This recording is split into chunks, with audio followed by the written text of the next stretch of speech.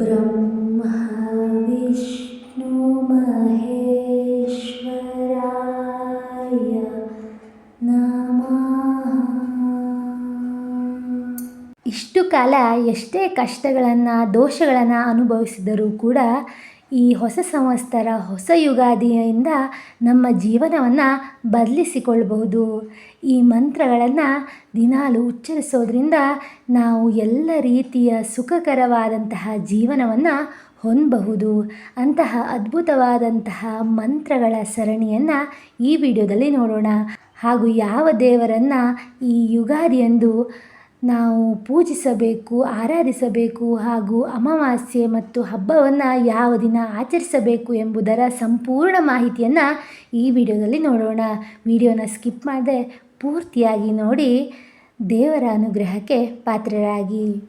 ಯುಗಾದಿ ಅಥವಾ ಯುಗಾದಿ ಅಮಾವಾಸ್ಯೆಯ ಸಂದರ್ಭದಲ್ಲಿ ತ್ರಿಮೂರ್ತಿಗಳ ಮಂತ್ರಗಳನ್ನು ಕಥೆಗಳನ್ನು ಕೇಳೋದ್ರಿಂದ ಶ್ರೇಯಸ್ಸು ಅಂತ ಹೇಳಲಾಗುತ್ತೆ. ಸಾಮಾನ್ಯವಾಗಿ ಯುಗಾದಿ ಅಮಾವಾಸ್ಯೆ ಅಥವಾ ಯುಗಾದಿ ಹಬ್ಬದ ಸಂದರ್ಭದಲ್ಲಿ ಪಿತೃಪೂಜೆ, ದಿವ್ಯ ಪೂಜೆ ಮತ್ತು ದೇವತೆಗಳ ಆರಾಧನೆಯನ್ನು ಮಾಡಲಾಗುತ್ತೆ. ಅದರಲ್ಲಿ ಶ್ರೇಷ್ಠವಾದದ್ದು ಈ ತ್ರಿಮೂರ್ತಿಗಳ ಆರಾಧನೆ ಅಂತ ಹೇಳಬಹುದು. ಮೊದಲನೇದಾಗಿ ಬ್ರಹ್ಮದೇವರು ಇದಕ್ಕೆ ಮೂಲ ತತ್ವವನ್ನು ಹೊಂದಿರ್ತಾರೆ. ಬ್ರಹ್ಮದೇವರಿಗೆ ಇದು ಸಂಬಂಧಿಸಿದ್ದಾಗಿದೆ.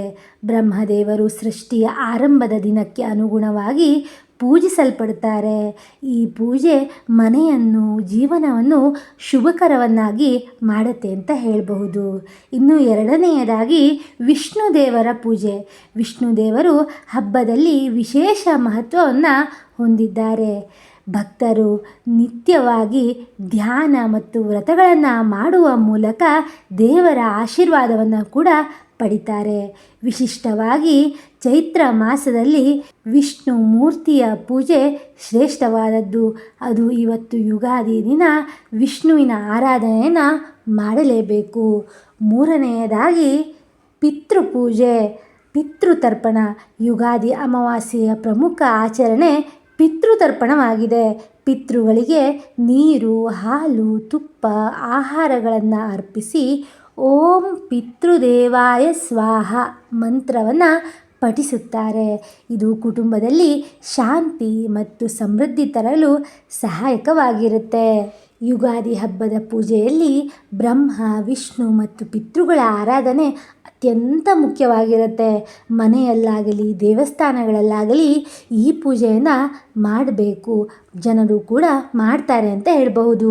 ದೇವರನ್ನು ಆರಾಧಿಸುವಾಗ ಮನಸ್ಸಿನಲ್ಲಿ ಭಕ್ತಿ, ಕೃತಜ್ಞತೆ ಮತ್ತು ಶುದ್ಧತೆ ಇರುವುದು ಅತ್ಯಂತ ಮುಖ್ಯವಾಗಿರುತ್ತೆ. ಇನ್ನು 2026ರಲ್ಲಿ ಯುಗಾದಿ ಅಮಾವಾಸ್ಯೆಯು ಯಾವಾಗ ಬರುತ್ತೆ ಅಂತ ನೋಡೋಣ. ಮಾರ್ಚ್ 18ರಂದು ಬೆಳಗ್ಗೆ 8:25ಕ್ಕೆ ಅಮಾವಾಸ್ಯೆ ಪ್ರಾರಂಭವಾಗುತ್ತೆ. ಹಾಗೂ ಮಾರ್ಚ್ 19, 2026ರಂದು ಬೆಳಗ್ಗೆ 6:52ಕ್ಕೆ ಅಮಾವಾಸ್ಯೆ ಕೊನೆಯಾಗುತ್ತೆ. ಈ ಸಮಯದಲ್ಲಿ ಅಮಾವಾಸ್ಯೆಯ ಪೂಜೆಯನ್ನು ನೆರವೇರಿಸಲ್ತಕ್ಕದ್ದು. ಇದು ಬಹುಕಾಲ ಸೂರ್ಯೋದಯಕ್ಕೆ ಈ 18ಕ್ಕೆ ಇರುವ ಕಾರಣ 18ರಂದು ಅಮಾವಾಸ್ಯೆಯ ಆಚರಣೆ ಮತ್ತು ಪಿತೃತರ್ಪಣ, ಶ್ರಾದ್ದಗಳು ಮಾಡತಕ್ಕದ್ದು ಅಂತ ಹೇಳಲಾಗುತ್ತೆ. ಹಾಗೂ ಯುಗಾದಿಯನ್ನು ಚೈತ್ರ ಶುಕ್ಲ ಪ್ರಥಮ ತಿಥಿಗೆ ಸರಿಯಾಗಿ ಬೆಳಿಗ್ಗೆ ಮಾಡಬೇಕು. ಅಂದರೆ 19 ಮಾರ್ಚ್ 2026ರಂದು ಗುರುವಾರದಂದು ಯುಗಾದಿ ಹಬ್ಬದ ಆಚರಣೆಯನ್ನು ಮಾಡಬೇಕಾಗುತ್ತೆ. ಇನ್ನು ಈ ಯುಗಾದಿ ದಿನ ಮತ್ತು ಅಮಾವಾಸ್ಯೆಯ ದಿನ ಯಾವ ಮಂತ್ರಗಳನ್ನು ನಾವು ಉಚ್ಚರಿಸೋದ್ರಿಂದ ದೇವರ ಪ್ರೀತಿಗೆ ಪಾತ್ರರಾಗ್ತೇವೆ ಅಂತ ನೋಡೋಣ. ಬ್ರಹ್ಮನು ಭೂಮಿಯನ್ನು ಮತ್ತು ಯುಗಗಳನ್ನು ಸೃಷ್ಟಿ ಮಾಡಿದ ದಿನವಾದ್ದರಿಂದ ಮೊದಲು ಬ್ರಹ್ಮದೇವರ ಮಂತ್ರಗಳನ್ನು ಉಚ್ಚರಿಸಬೇಕು. ಓಂ ಐಂ ಹ್ರೀಂ ಕ್ಲೀಂ ಬ್ರಹ್ಮಾಯ ನಮಃ. ಓಂ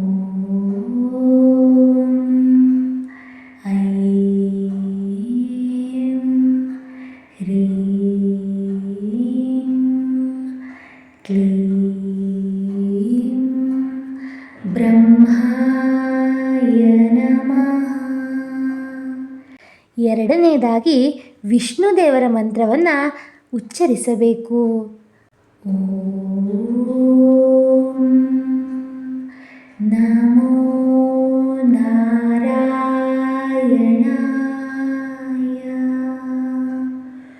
ಓಂ ನಮೋ ನಾರಾಯಣಾಯ.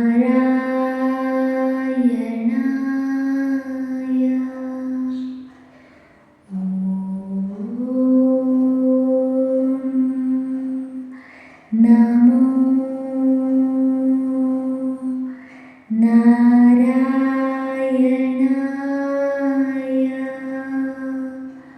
ಮೂರನೆಯದಾಗಿ ಶಿವನ ಮಂತ್ರವನ್ನು ಆರಾಧಿಸಬೇಕು. ಓಂ ನಮಃ ಶಿವಾಯ. ಓಂ ನಮಃ ಶಿವಾಯ. ಓಂ ನಮಃ ಶಿವಾಯ. ನಾಲ್ಕನೆಯದಾಗಿ ಪಿತೃಮಂತ್ರವನ್ನು ಉಚ್ಚರಿಸಬೇಕು. ಓಂ ಪಿತೃದೇವಾಯ ಸ್ವಾಹಾ. ಓಂ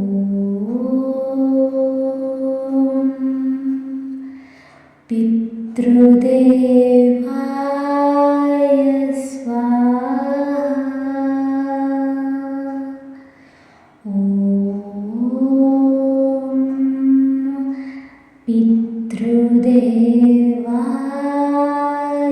ಸ್ವಾಹಾ. ಇನ್ನು ಐದನೆಯದಾಗಿ ತ್ರಿಮೂರ್ತಿ ಮಂತ್ರ ಅತ್ಯಂತ ಶ್ರೇಷ್ಠವಾದಂತಹ ಮತ್ತು ಶಕ್ತಿಯನ್ನು ಹೊಂದಿರುವಂತಹ ಮಂತ್ರ ಇದಾಗಿದೆ ಅಂತ ಹೇಳಬಹುದು. ಓಂ ಬ್ರಹ್ಮ ವಿಷ್ಣು ಮಹೇಶ್ವರಾಯ ನಮಃ.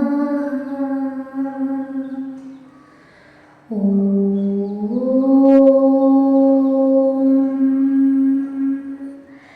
ಬ್ರಹ್ಮ ವಿಷ್ಣು ಮಹೇಶ್ವರಾಯ ನಮಃ. ಓಂ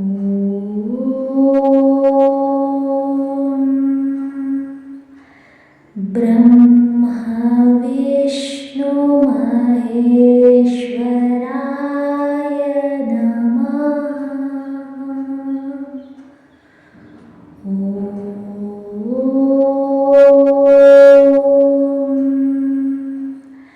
ಬ್ರಹ್ಮ ವಿಷ್ಣು ಮಹೇಶ್ವರಾಯ ನಮಃ. ಓಂ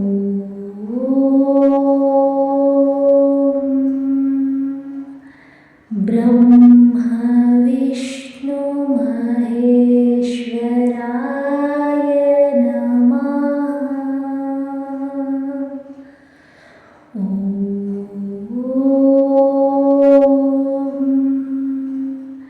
ಬ್ರಹ್ಮ ವಿಷ್ಣು ಮಹೇಶ್ವರಾಯ ನಮಃ. ಓಂ ಬ್ರಹ್ಮ ವಿಷ್ಣು ಮಹೇಶ್ವರಾಯ ನಮಃ. ಓಂ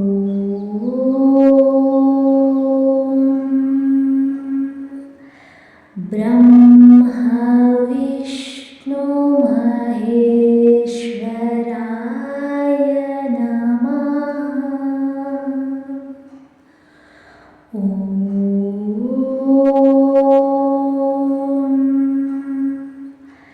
ಬ್ರಹ್ಮ ವಿಷ್ಣು ಮಹೇಶ್ವರಾಯ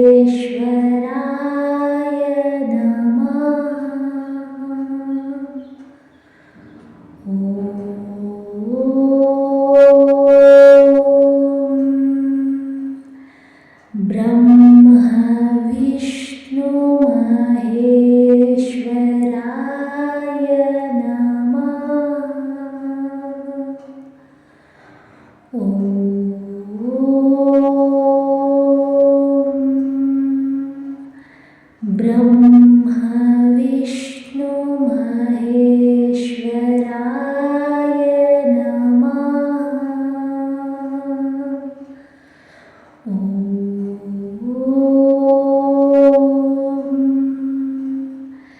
ब्रह्मा विष्णु महेश्वराय नमः।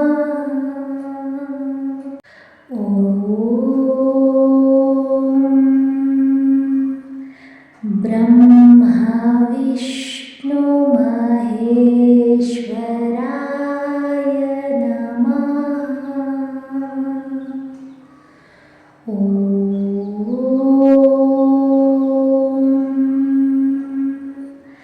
ब्रह्मा विष्णु महेश्वराय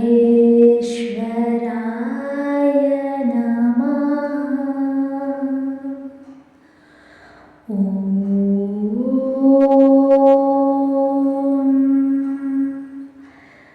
ब्रह्मा विष्णु महेश्वराय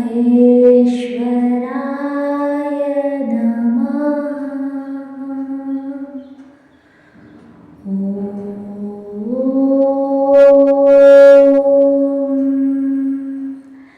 ब्रह्मा विष्णु महेश्वराय नमः।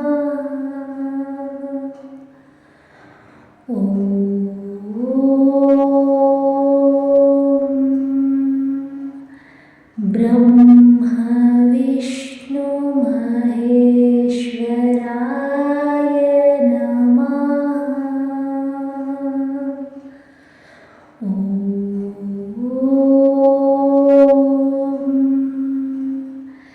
ब्रह्मा विष्णु महेश्वराय नमः।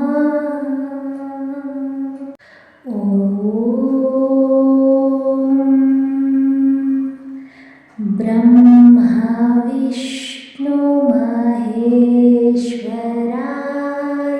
नमः।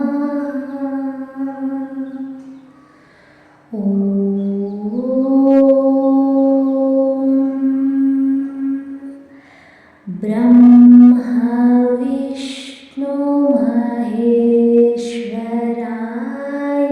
नमः।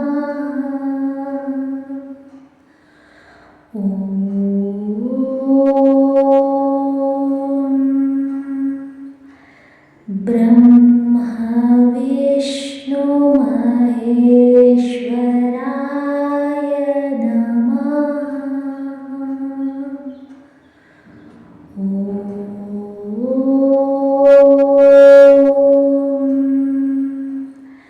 ब्रह्मा विष्णु महेश्वराय नमः।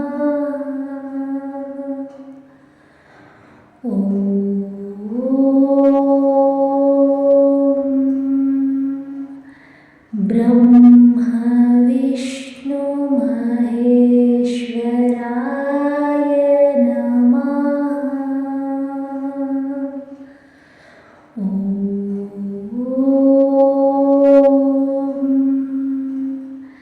ब्रह्मा